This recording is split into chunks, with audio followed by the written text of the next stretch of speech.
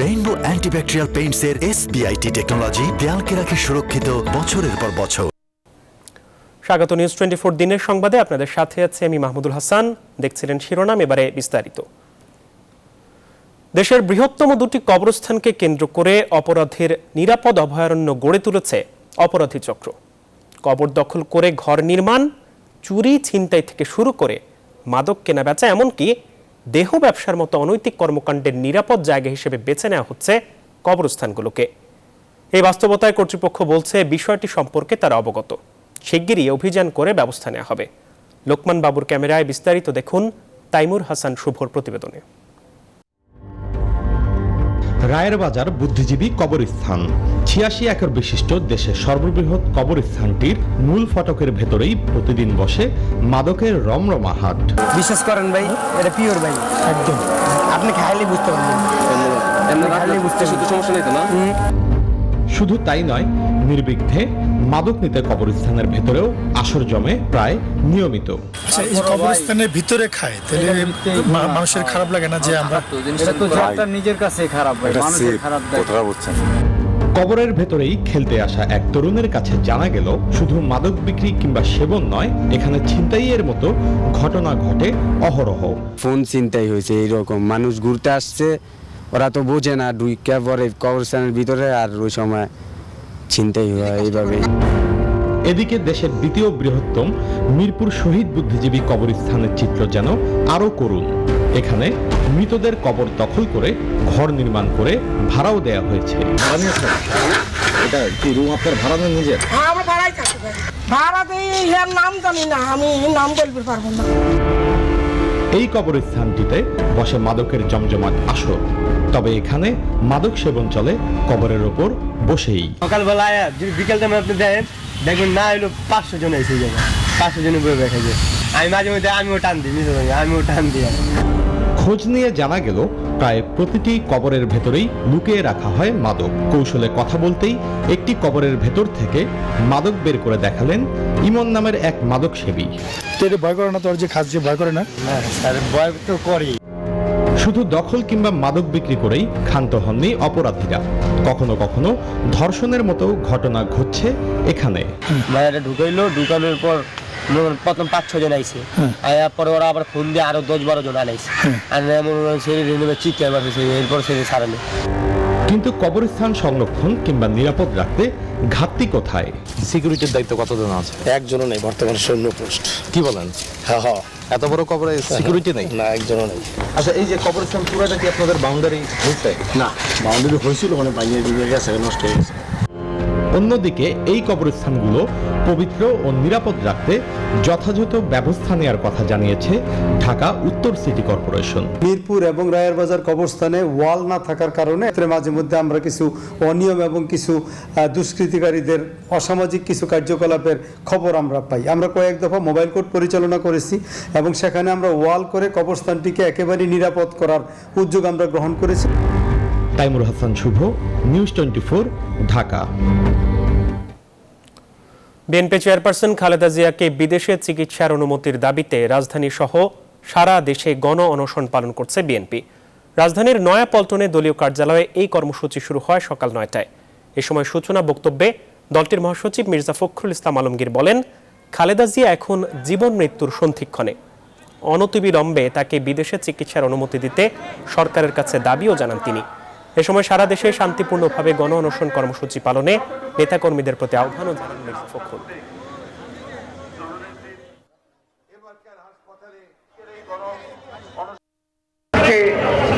অসুস্থ অবস্থায়, অত্যন্ত গুরুতর অসুস্থ অবস্থায় এবারকার হাসপাতালে জীবন মৃত্যুর সঙ্গে আজকে সন্ধিক্ষণে তিনি লড়াই করছেন। বন্ধুগণ, বলেছে গিয়ে তার চিকিৎসার ব্যবস্থা করার জন্য আমরা জানি যে তার পরিবার আবেদন করেছিল, কিন্তু এই ফ্যাসিবাদী সরকারের প্রধান এবং ফ্যাসিবাদী সরকার এখন পর্যন্ত তাকে সেই চিকিৎসার সুযোগ প্রদান করছে না।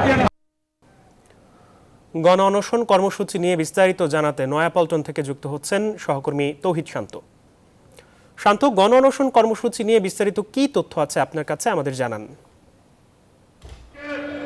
ন্যায্য অধিকার পাচ্ছে না, আর আমরা কর্মীরা যদি বসে থাকি, মামুন, গণ অনশন কিন্তু সকাল 9টায় শুরু হয়েছে এবং এই 9টা থেকে টানা 4টা পর্যন্ত চলবে এবং এখানে ঠিক এই মুহূর্তে আমরা যেটি দেখছি যে দলের যারা সিনিয়র নেতারা আছেন তারা বক্তব্য শুরু করেছেন।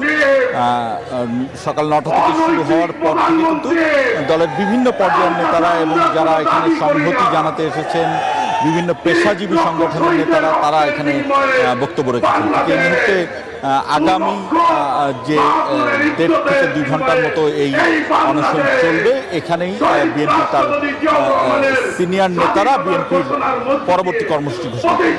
আমি একটি বিষয় আপনাকে বলতে পারি যে আমরা তৃণমূলের যে নেতাকর্মীরা রয়েছে তাদের সঙ্গে কথা বলেছিলাম, সেখানে আমরা যেটি জানতে পেরেছি বা তৃণমূলের যে সকল সংগঠনের সভাপতিরা এখানে বক্তব্য রেখেছেন সেখানেও তারা বলেছেন যে গণ অনশন দিয়ে তারা হয়তো রাজপথের এই কর্মসূচির মাধ্যমে দীর্ঘদিনের যে স্থবিরতা সেটি কাটিয়ে উঠেছেন, কিন্তু এই মুহূর্তে বেগম খালেদা জিয়ার যে মুক্তির যে দাবি তারা তুলেছেন সেই দাবির জন্য তারা আসলে রাজপথে আরও কর্মসূচি চান।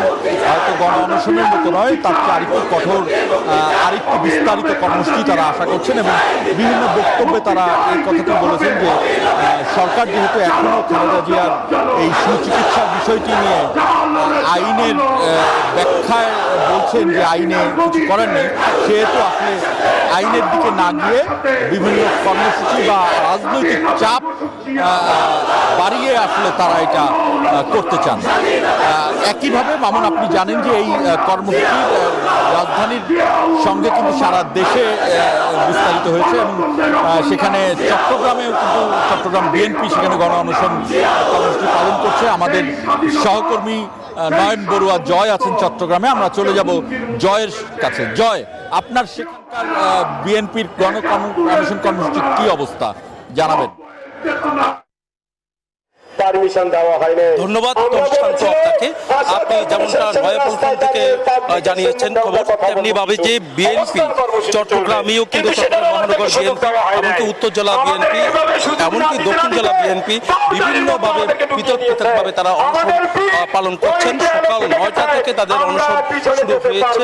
এখানে আপনি দেখতে পাচ্ছেন চট্টগ্রাম মহানগর বিএনপি কার্যালয়ের সামনে, নাসিমন ভবনের সামনে তারা এই জায়গায় অবস্থান নিয়েছেন। এই জায়গা থেকে তাদের দাবি উঠেছে যে খালেদা জিয়াকে চিকিৎসার জন্য বিদেশে যেতেই দিতে হবে, দাবি না দেওয়ার কারণেই কিন্তু আসলে তারা এই জায়গায় অবস্থান নিয়েছে। যদি যেতে না দেয় তাহলে কিন্তু আসলে তারা আরো কঠোর অবস্থানে যাবে বলে আমাদেরকে জানিয়েছেন। আপনি অনশন কর্মসূচিতে আপনি দেখতে পাচ্ছেন চট্টগ্রাম মহানগর বিএনপির সভাপতি ডাক্তার শাহাদাত হোসেন, সাধারণ সম্পাদক আবুল হাসান বক্কর সহ অসংখ্য নেতারা কিন্তু এখনো পর্যন্ত সেই জায়গায় অবস্থানে আছেন। তেমনি ভাবে পৃথক ভাবে এই জায়গাগুলো বলতে যে দক্ষিণ জেলা বিএনপি আলাদা করে কিন্তু আসলে তারা কর্মসূচি পালন করছেন, উত্তর জেলা বিএনপি তারাও কিন্তু আসলে আলাদা করে কর্মসূচি পালন করছেন একই দাবিতে। সব মিলিয়ে বলা যায় কিন্তু আসলে আইনশৃঙ্খলা বাহিনীও খুব একটা সতর্ক অবস্থানে আছে। এখানে যারা আছেন তারা যেমনটা আমাদেরকে জানিয়েছেন যে এই জায়গা থেকে কিন্তু তাদের যে কঠোর অবস্থানের যে কর্মসূচি কিন্তু আসলে বিকেলের দিকে তারা কিন্তু আসলে জানাবে বলে আমাদেরকে জানিয়েছে। তো এই ছিল আমার এখানকার সর্বশেষ স্টুডিওতে মামুনের কাছে। জয়, আপনাকে ধন্যবাদ। দর্শক, সারা দেশে বিএনপির গণ অনশন কর্মসূচি চলছিল, সে বিষয়ে বিস্তারিত জানছিলাম আমাদের সহকর্মীদের কাছ থেকে। নতুন করে বেসরকারি কলেজে অনার্স কোর্স খোলার বিষয়ে সরকারের কোনো সিদ্ধান্ত নেই বলে জানিয়েছেন শিক্ষামন্ত্রী ডাক্তার দীপুমনি। শনিবার সকালে রংপুর সার্কিট হাউসে সাংবাদিকদের প্রশ্নের জবাবে তিনি একথা বলেন। এছাড়া তিনি আরও জানান, বেসরকারি কলেজে অনার্স মাস্টার্সের শিক্ষকদের এমপিওভুক্ত করার বিষয়ে আলোচনা হচ্ছে, তবে নতুন করে শিক্ষক নেওয়া হবে না। শিক্ষামন্ত্রী বলেন, শিক্ষা প্রতিষ্ঠানগুলোতে এখনও উপস্থিতি সন্তোষজনক নয়। উপস্থিতির হার বৃদ্ধিতে সরকার তৎপর রয়েছেন বলেও জানান তিনি। আমাদের বেসরকারি কলেজগুলোতে অনার্স মাস্টার্সে আমরা এমপিওর ব্যাপারে এটা নিয়েও কথাবার্তা হচ্ছে। বাকি যারা আছেন সেটিও হয়তো সিদ্ধান্ত হবে, কিন্তু নতুন করে আর নেয়ার ব্যাপারে একেবারেই নিষেধ আছে। রাজধানীতে ভাড়া নিয়ে নৈরাজ্য চলছে। বিস্তারিত জানাতে রাজধানীর সায়েন্স ল্যাব থেকে যুক্ত হচ্ছেন সহকর্মী হাবিবুল ইসলাম। হাবিব, ভাড়া নৈরাজ্য বন্ধে কি ব্যবস্থা নিয়েছে বিআরটিএ?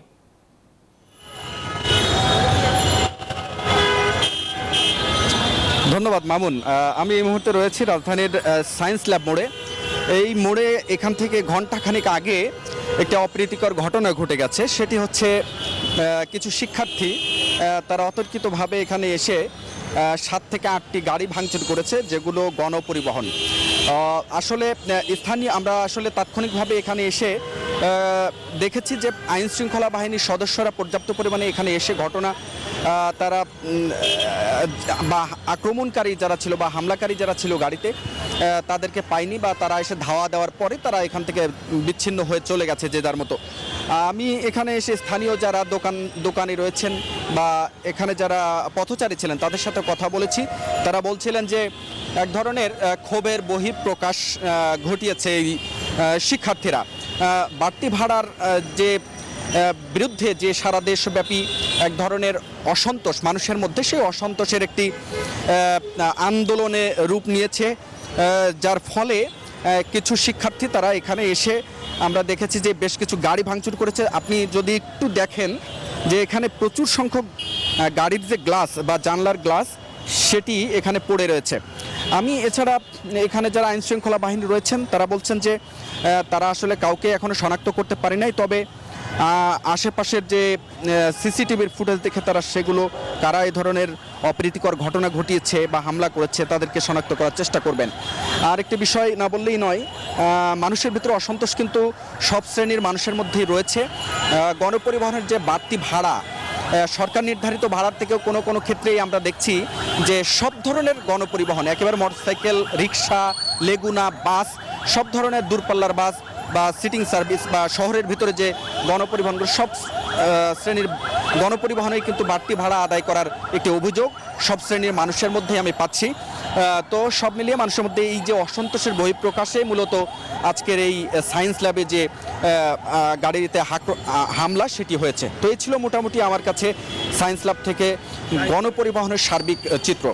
মামুন। হাবিব, আপনাকে ধন্যবাদ। আমাদের সহকর্মী হাবিব আমাদের ভাড়া নৈরাজ্য নিয়ে তথ্য জানাচ্ছিলেন। চলতি বছর যেসব বিদেশি সৌদি আরবে ওমরাহ পালন করতে ইচ্ছুক তাদের বয়সসীমা বেঁধে দিয়েছে সৌদি সরকার। এক বিজ্ঞপ্তিতে দেশটির সরকার জানিয়েছে কেবল 18 থেকে 50 বছর বয়সী বিদেশিদের ওমরাহ পালনের অনুমতি দেওয়া হবে। দেশটির হজ ও ওমরাহ বিষয়ক মন্ত্রণালয় জানিয়েছে ওমরাহ পালনে ইচ্ছুক বিদেশিদের অবশ্যই সৌদি আরবে অনুমোদিত যে কোনো করোনা টিকার 2 ডোজ সম্পূর্ণ করতে হবে এবং আবেদনপত্রের সঙ্গে টিকার সনদের অনুলিপি জমা দিতে হবে।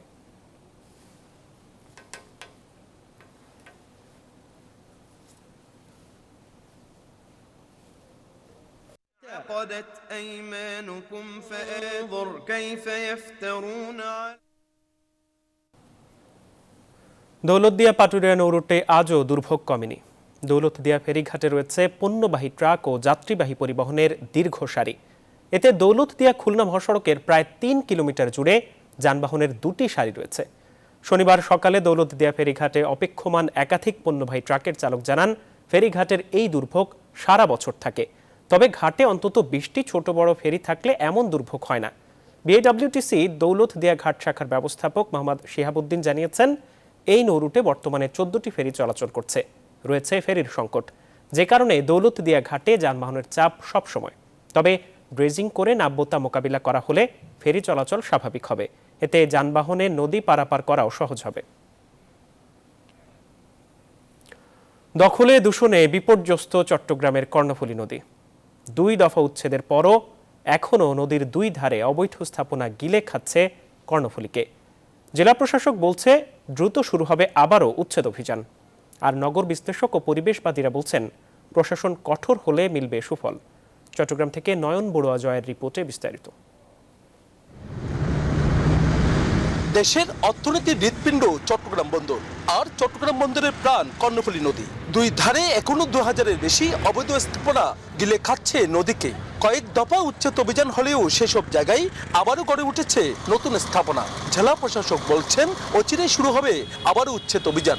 কর্ণফুলীর 2 তীরে অবৈধ দখলদার যারা রয়েছেন, ভূমিদস্যু যারা রয়েছেন, তারা যত বড় স্থাপনাই করেন না কেন, খাস জায়গা বা সরকারি জায়গা দখল করে, নদীর তীর দখল করে কোনো স্থাপনা, সেটি যত বড়ই হোক, যত মূল্যবানই হোক, কোনো স্থাপনা আমরা রাখবো না। নগর পরিকল্পনাবিদরা বলছেন প্রশাসন কঠোর না হলেই উচ্ছেদ অভিযানে তেমন সুফল আসবে না। আশাবাদী হতে চাই তিনি এটি কার্যকর করবেন এবং উৎখাতের পর জনগণের যে দখল সরকারের মাধ্যমে সেটিকে উনি রাখবেন। আর নদী বিশেষজ্ঞরা বলছেন সরকারি স্থাপনার পাশাপাশি বেসরকারি স্থাপনাও গড়ে উঠছে নদীর জায়গায়। দ্রুত উচ্ছেদ না করলে বুড়িগঙ্গার দশা হবে কর্ণফুলী। এই যে 2186টা স্থাপনা, তার ভিতরে সরকারি 6টা। এখন প্রশ্ন হলো সরকারি বেসরকারি বলতে এখানে কথা নেই, প্রত্যেককেই কর্ণফুলী ছেড়ে দিতে হবে। অবৈধ স্থাপনা উচ্ছেদে উচ্চ আদালতের নির্দেশ থাকলেও থমকে আছে তা। কার্যকর উচ্ছেদের জন্য সব পক্ষের সহযোগিতা চেয়েছে জেলা প্রশাসন। নয়ন বড়ুয়া জয়, নিউজ 24, চট্টগ্রাম। সংবাদ বিরতি নিচ্ছি, সঙ্গেই থাকুন। আবারও স্বাগত, দেখছেন নিউজ 24 দিনের সংবাদ। এবারে শিশু দিবস নিয়ে বিশেষ প্রতিবেদন। আজ 20 নভেম্বর, পৃথিবী জুড়ে পালিত হচ্ছে বিশ্ব শিশু দিবস। শিশুদের পুষ্টি সম্পর্কিত কিছু গুরুত্বপূর্ণ বিষয় নিয়ে চলুন দেখে আসি একটি প্রতিবেদন। জানেন, বাংলাদেশের অনেক বাচ্চা পরিপূর্ণ পুষ্টি পায় না, ফলে তারা সুস্থ স্বাভাবিকভাবে বেড়ে ওঠার দিক থেকে বঞ্চিত হচ্ছে। যেমন ধরেন, 6 থেকে 14 বছর বয়সী বাচ্চাদের মধ্যে প্রতি 5 জনের 1 জন ক্যালসিয়ামের অভাবে হাড়ের গঠন সঠিকভাবে হয় না। এরকম অনেক ধরনের পুষ্টির অভাবে বাচ্চাদের বিকাশ বাধাগ্রস্ত হয় এবং ভিটামিন সি এর অভাবে অনেক বাচ্চার রোগ প্রতিরোধ ক্ষমতা সঠিকভাবে গড়ে ওঠে না। আবার আয়রনের অভাবে অনেকে রক্তশূন্যতায় ভোগে। আর আমার মতো বাচ্চাদের সঠিকভাবে বেড়ে ওঠার জন্য এইসব পুষ্টি খুব দরকার।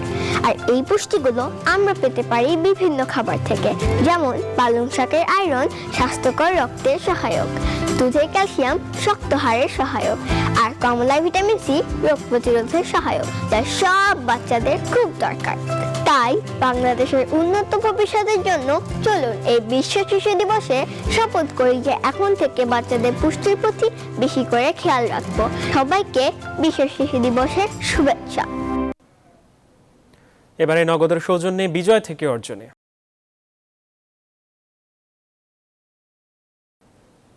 ডিজিটাল বাংলাদেশের স্বপ্ন এখন বাস্তব। প্রযুক্তি আমদানিকারক দেশে থেকে এখন প্রযুক্তি রপ্তানিকারক দেশ বাংলাদেশ। আইসিটি শিল্প রপ্তানি আয় এখন বিলিয়ন। 2025 সালের মধ্যে যা পৌঁছাবে $5 বিলিয়ন।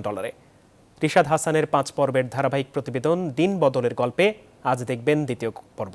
ছবি তুলেছেন সেলিম খান। 2008 সালের আগে দেশে আইসিটি শিল্পে রপ্তানি আয় ছিল মাত্র $26 বিলিয়ন। বর্তমানে তা দাঁড়িয়েছে $1 বিলিয়ন। এর নেপথ্যে রয়েছে বাংলাদেশ হাইটেক পার্ক কর্তৃপক্ষ। যদিও 1999 সালে প্রযুক্তি শিল্পের উন্নয়নের জন্য কাজ শুরুর পরিকল্পনা করেন প্রধানমন্ত্রী শেখ হাসিনা, পরে বিভিন্ন সরকারের আমলে তা চাপা পড়ে যায়। পরবর্তীতে প্রধানমন্ত্রী তথ্য প্রযুক্তি উপদেষ্টা সজীব ওয়াজেদ জয়ের পরিকল্পনায় এই স্বপ্ন রূপ নেয় বাস্তবে।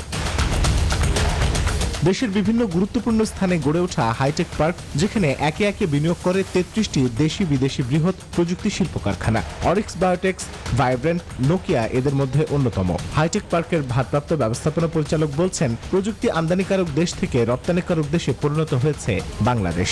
এখানে ওই যে 44টা কোম্পানি এখন কাজ শুরু করে দিছে, তাদের মাধ্যমে প্রায় $1 বিলিয়ন এখান থেকে রপ্তানি হচ্ছে। $1 বিলিয়ন এখান থেকে রপ্তানি হচ্ছে। কার্য 15,000-এর মতো এখানে কর্মসংস্থান হয়েছে।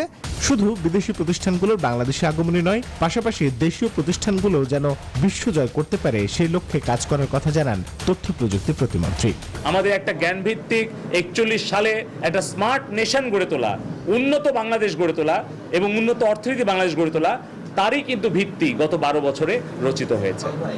2025 সালের মধ্যে দেশে আইসিটি শিল্পের রপ্তানি আয় $5 বিলিয়ন উন্নীত করতে চায় বাংলাদেশ। বঙ্গবন্ধু হাইটেক পার্ক 2015 সালে কাজ শুরু করা এই হাইটেক পার্কটি অল্প কয়েক বছরের ব্যবধানেই রপ্তানি করতে শুরু করেছে $1 বিলিয়ন এবং সেই সঙ্গে কর্মসংস্থান সৃষ্টি করেছে 15,000 মানুষের। আশপাশের এলাকার আর্থসামাজিক অবস্থার উন্নয়নের পাশাপাশি এই হাইটেক পার্ক অবদান রাখতে শুরু করেছে ডিজিটাল বাংলাদেশ বাস্তবায়নেও। Rishad Hasan, news 24, Kaliakair, Bangabandhu hi tech park. সংবাদে আবারও বিরতি নিচ্ছি, সাথেই থাকুন।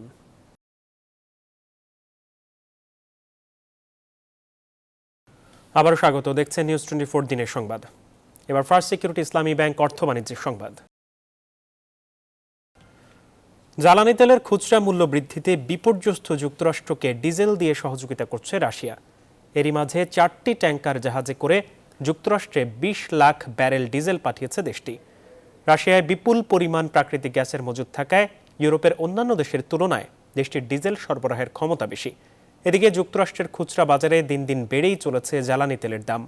ব্লুমবার্গ জানিয়েছে, বর্তমানে দেশটিতে যে দামে ডিজেল বিক্রি হচ্ছে তা গেল 7 বছরে সর্বোচ্চ।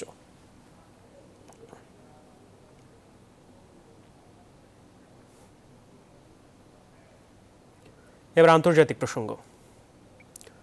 থেমে নেই কাতার বিশ্বকাপ ফুটবল আয়োজনের নির্মাণযজ্ঞ, যেখানে দিনে দিনে বাড়ছে বাংলাদেশ সহ বিদেশি শ্রমিকদের নিহতের সংখ্যা। গেল বছর বাংলাদেশ সহ বিদেশি আরও অন্তত 50 জন শ্রমিক নিহত হওয়ার তথ্য দিয়েছে আন্তর্জাতিক শ্রম সংস্থা ILO। সংস্থাটি বলছে, হতাহতের ঘটনায় সঠিক তদন্তও হচ্ছে না, এমনকি নিহতের সংখ্যাও গোপন করছে দেশটির সরকার। মাসুদ রানার ডেস্ক রিপোর্ট। 2022 সালের শেষে মধ্যপ্রাচ্যের দেশ কাতারে অনুষ্ঠিত হতে যাচ্ছে বিশ্বকাপ ফুটবল, যাকে সামনে রেখে চোখ ধাঁধানো মোট 8টি স্টেডিয়াম প্রস্তুত করছে তারা, যার জন্য কয়েক লাখ শ্রমিক পৃথিবীর বিভিন্ন দেশ থেকে নিয়েছে মধ্যপ্রাচ্যের সবচেয়ে ধনী দেশটি। বিশেষ করে দক্ষিণ এশিয়া থেকে সবচেয়ে বেশি শ্রমিক গেছেন কাতারে। আর এই নির্মাণ যজ্ঞের নিচে কত শ্রমিকের কবর রচিত হয়েছে তা নিয়ে বারবার প্রশ্ন উঠেছে। তবুও থেমে নেই নির্মাণ যজ্ঞ, বাড়ছে হতাহতের সংখ্যা। জাতিসংঘের আন্তর্জাতিক শ্রম সংস্থা ILO শুক্রবার এক প্রতিবেদনে জানিয়েছে, 2020 সালে কাতারে আরো 50 জন অভিবাসী শ্রমিক মারা যায় এবং 500 জনের বেশি গুরুতর আহত হয়, যাদের বেশিরভাগই বাংলাদেশ, ভারত এবং নেপালের শ্রমিক। এই সংখ্যা অন্যান্য বছরের তুলনায় অনেক বেশি। যেসব শ্রমিক মারা যাচ্ছে তাদের প্রকৃত সংখ্যা আরো বেশি হতে পারে। কাতার সরকার সঠিক তথ্য দিলে আর এসব ঘটনার তদন্ত হলে ভবিষ্যতে অন্তত মৃত্যু কমতে পারে। গার্ডিয়ানের এক প্রতিবেদন বলছে, বিশ্বকাপের স্বাগতিক দেশ হওয়ার অধিকার অর্জনের পর থেকে 10 বছরে দক্ষিণ এশিয়ার 3টি দেশ ভারত, বাংলাদেশ, শ্রীলঙ্কা থেকে কাতারে যাওয়া অভিবাসী শ্রমিকের মধ্যে 6500 জন ঝুঁকিপূর্ণ কাজের সঙ্গে জড়িত দুর্ঘটনায় মারা গেছেন। বিশ্লেষকরা বলছেন, দ্রুত ব্যবস্থা না নিলে এমন ধ্বংসযজ্ঞে প্রাণ হারাবে আরও বহু শ্রমিক। মাসুদ রানা, নিউজ 24। সংবাদে আবারও বিরতি নিচ্ছি, সঙ্গেই থাকুন। আবারও স্বাগত, জানাবো খেলার খবর। মিরপুরে সিরিজের দ্বিতীয় টি-20তে টস জিতে ব্যাট করছে বাংলাদেশ। শেষ খবর পাওয়া পর্যন্ত স্বাগতিকদের সংগ্রহ 3 উইকেটে 51 রান। ব্যাট করতে নেমে শুরুতেই উইকেট হারায় স্বাগতিকরা। প্রথম ম্যাচের মতো এই ম্যাচেও ব্যর্থ ওপেনার সাইফ হাসান। আফ্রিদির প্রথম শিকারে পরিণত হন তিনি। দ্বিতীয় ওভারে মোহাম্মদ নাইম ওয়াসিমের বলে ফখর জামানের হাতে ক্যাচ দিয়ে সাজঘরে ফেরেন। এরপর ভালো ব্যাট চালাতে থাকা আফিফ হোসেন ব্যক্তিগত 20 রান করে সাজঘরে ফেরেন। এই ম্যাচে অপরিবর্তিত একাদশ নিয়ে মাঠে নেমেছে বাংলাদেশ। অপরদিকে হাসান আলীকে বিশ্রাম দিয়ে একাদশে শাহিন শাহ আফ্রিদিকে ফিরিয়েছে পাকিস্তান।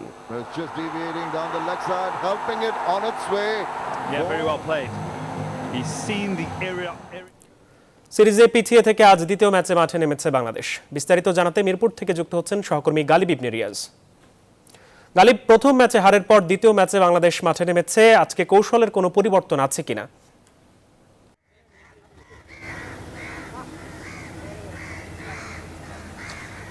মাহমুদ, আপনাকে অসংখ্য ধন্যবাদ। আমরা জানি যে আসলে কৌশলের আমরা যে আভাসটা পেয়েছিলাম, যে পরিবর্তনটা ব্যাটিং লাইন আপে এবং বোলিং লাইন আপে একটি একটি করে 2টি পরিবর্তন আমরা জানি যে আভাস পেয়েছিলাম, কিন্তু আসলে সেই কোনো পরিবর্তন নিয়ে বাংলাদেশ নামেনি।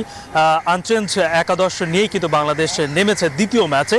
কিন্তু সেই জায়গায় কিন্তু আবারও কিন্তু ভুল প্রমাণ করেছে বাংলাদেশের ওপেনিং 2 ব্যাটসম্যান, এবং বিশেষ করে মাহমুদুল্লাহ রিয়াদের পরপর 2টি ম্যাচেই টস জয়ের পর এই ম্যাচেও ব্যাটিং নেওয়ার ভূমিকাটা নিয়েও আসলে এখন একটু হলেও শঙ্কা জেগেছে। কারণ আমরা জানি যে পাওয়ার প্লেতে যদিও বাংলাদেশ 36টি রান কিন্তু আসলে সংগ্রহ করেছিল, কিন্তু 2টি মূল্যবান উইকেট আসলে বাংলাদেশ হারিয়েছে। এবং সবথেকে বড় যে আশঙ্কা এবং সবথেকে বেশি লজ্জার যে বিষয়টি, সেটা হচ্ছে সাইফ হাসান। আসলে তার নামের সাথে আসলে তিনি একটু হলেও সে আসলে যাচ্ছেন না, কারণ গত ম্যাচেও তিনি আসলে ভালো খেলতে পারেনি, আজকের ম্যাচে তো একদমই তিনি ডাক মেরেছেন। তো সব কিছু মিলিয়ে যেটি বোঝা যাচ্ছে যে টস জিতে মাহমুদুল্লাহ রিয়াদের আসলে ব্যাটিং নেওয়ার যে সিদ্ধান্তটা, এই সিদ্ধান্তটা আসলে কিছুটা হলেও আসলে প্রশ্নবিদ্ধ। কারণটা হচ্ছে এই ম্যাচটা আসলে দুপুর 2টার সময় শুরু হয় এবং শেষ পর্যন্ত গড়াতে গড়াতে কিন্তু সন্ধ্যা ঘনিয়ে আসে, এবং ওই সময়টা আসলে বাংলাদেশের স্পিনারদের জন্য বল গ্রিপ করাটা আসলে একটু কঠিন হয়ে যাবে। এবং সেই জায়গাটা থেকে কিন্তু এর আগের ম্যাচে আমরা দেখেছি যে পাকিস্তান কিন্তু সেই সুযোগটা কিন্তু নিয়েই কিন্তু লাস্ট শেষ দিকে গিয়ে কিন্তু আসলে ব্যাটসম্যানদের বোলারদের উপরে চড়াও হয়ে কিন্তু ম্যাচটাকে বের করে নিয়ে এসেছে বাংলাদেশের হাত থেকে। আজকের ম্যাচও কিন্তু তেমনটি ঘটতে যাচ্ছে, যদিও 2 উইকেট পড়ে যাওয়ার পর আফিফ এবং শান্ত ভালো ব্যাটিং করছিল, কিন্তু মাঝপথে আফিফ কিন্তু কাটা পড়েছে, আফিফ ফিরে গিয়েছে। এখন দেখার বিষয় হচ্ছে আসলে বাংলাদেশ তার স্কোর বোর্ডে কত রানের সংগ্রহ করতে পারে, কিন্তু এখন পর্যন্ত উইকেটের যে ভূমিকা আসলে দেখা যাচ্ছে সেখান থেকে বোঝা যাচ্ছে যে এই উইকেটে টিকে থাকতে পারলে আসলে ভালো একটি, এবং নিজেদের থেকে উইকেটে দিয়ে আসার যেই প্রবণতা বাংলাদেশের ব্যাটসম্যানদের মধ্যে থাকে, সেটা যদি না থাকে তাহলে হয়তো আজকের ম্যাচে স্কোর বোর্ডে ভালো একটা সংগ্রহ দাঁড় করানো সম্ভব। কারণ বাংলাদেশের ব্যাটসম্যানরা কিন্তু বাউন্ডারিতে কিন্তু রান পাচ্ছে, এটা পাওয়ার প্লেতেও দেখা গিয়েছে এবং এখনও দেখা যাচ্ছে। তো সব কিছু মিলিয়ে এখন পর্যন্ত আমরা জানি যে শাহিন শাহ আফ্রিদি কিন্তু এই ম্যাচে খেলছেন হাসান আলীর বদলে, সে ভালো বল করছে, এবং দেখা যাক আসলে শেষ পর্যন্ত বাংলাদেশের স্কোর বোর্ডে কত সংগ্রহ আসলে দাঁড়ায়। মাহমুদ, এই ছিল শেরে বাংলা স্টেডিয়াম থেকে আমার কাছ থেকে সর্বশেষ। গালিব, আপনাকে ধন্যবাদ। দর্শক, আমাদের সহকর্মী গালিব জানাচ্ছিলেন বাংলাদেশ পাকিস্তান টি-20 ম্যাচের খবর। দর্শক, এখন এই পর্যন্তই। আরও খবর ও বিশ্লেষণ জানতে ভিজিট করুন www.news24bd.tv। ধন্যবাদ সবাইকে।